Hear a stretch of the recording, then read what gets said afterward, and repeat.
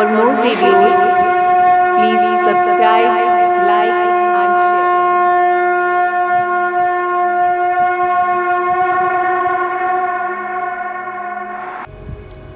मासिक अष्टमी व दुर्गा अष्टमी।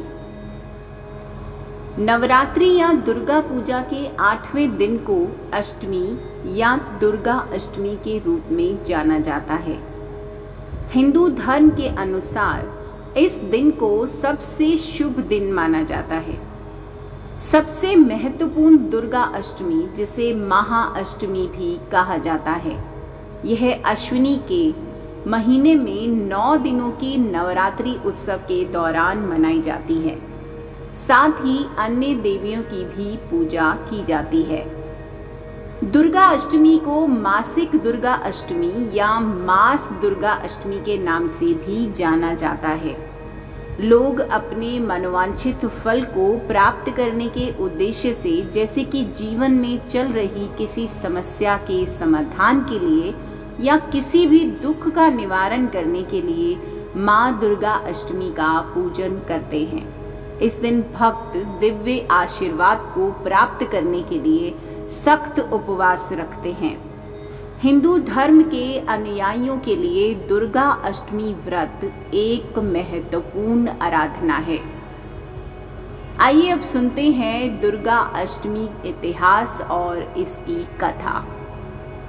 प्राचीन समय में दुर्गम नाम का एक दुष्ट और क्रूर दानव रहता था। वे बहुत ही शक्तिशाली था। अपनी क्रूरता से उसने तीनों लोकों में अत्याचार कर रखा था। उसकी दुष्टता से पृथ्वी, आकाश और ब्रह्मांड तीनों जगह लोग पीड़ित थे। उसने ऐसा आतंक फैलाया था कि आतंक के डर से सभी देवता कैलाश में चले गए, क्योंकि देवता उसे मार नहीं सकते थे और ना ही उसे सजा दे सकते थे। सभी देवता ने भगवान शिव से इस बारे में हस्तक्षेप करने का आग्रह किया।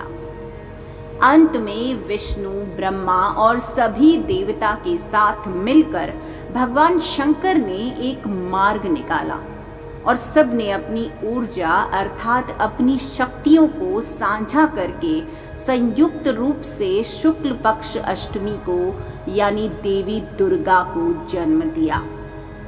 उसके बाद उन्होंने उन्हें सबसे शक्तिशाली हथियार को देकर दानव के साथ एक कठोर युद्ध को छेड़ दिया। फिर देवी दुर्गा ने उसको बिना किसी समय को लगाए तुरंत दानव का संहार कर दिया। वह दानव दुर्गसेन के नाम से भी जाना जाता था। उसके बाद तीनों लोकों में खुशियों के साथ ही जयकारे लगने लगे और इस दिन को ही दुर्गा अष्टमी की उत्पत्ति हुई। इस दिन बुराई पर अच्छाई की जीत हुई। आइए सुनते हैं मासिक दुर्गा अष्टमी पूजा विधि। देवी दुर्गा जी के 9 रूप हैं। हर एक विशेष दिन देवी के एक विशेष रूप का पूजन किया जाता है, जिनके नाम हैं शैलपुत्री, ब्रह्मचारिणी, चंद्रघंटा, कुष्मांडा, स्कंद माता, कात्यायनी, कालरात्रि, महागौरी और सिद्धिदात्री। मासिक दुर्गा अष्टमी के दिन विशेष रूप से माँ दुर्गा के महागौरी रूप का पूजन किया जाता है। इस दिन महागौरी के रूप की तुलना शंख, चंद्रमा या चमेली के रंग से यानी सफेद रंग से की जाती है। इस रूप में महागौरी एक 8 वर्ष की युवा बच्चे की तरह मासूम दिखती हैं। इस दिन वो विशेष शांति और दया बरसाती हैं। इस दिन के रूप में उनके 4 हाथ में से 2 हाथ आशीर्वाद और वरदान देने की मुद्रा में होते हैं तथा अन्य 2 हाथ में त्रिशूल और डमरू रहता है। साथ ही इस दिन देवी को सफेद या हरे रंग की साड़ी में एक बैल के ऊपर विराजित या सवार होते दिखाया गया है।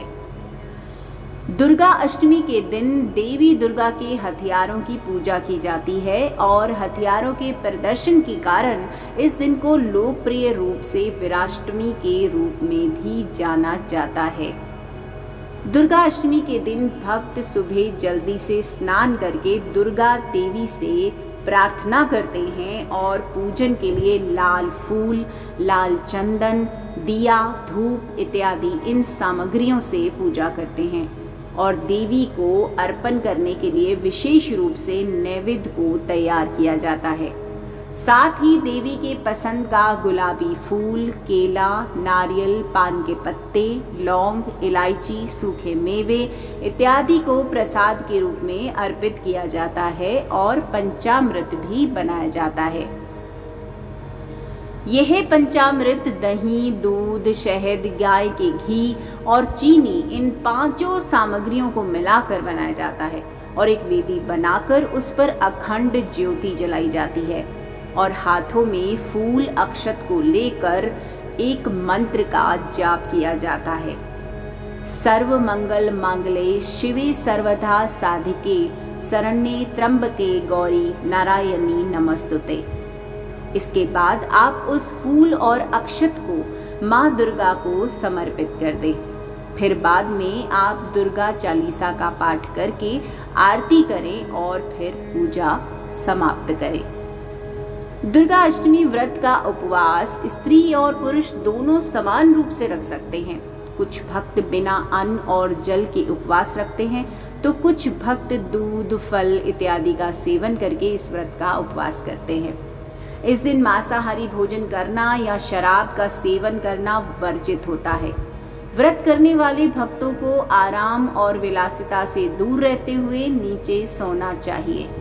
पश्चिमी भारत के कुछ क्षेत्रों में बीज बोने की परंपरा है जो कि मिट्टी के बर्तन में बोए जाते हैं, जिसमें बीज 8 दिन के पूजन तक 3 से 5 इंच तक बढ़ जाते हैं।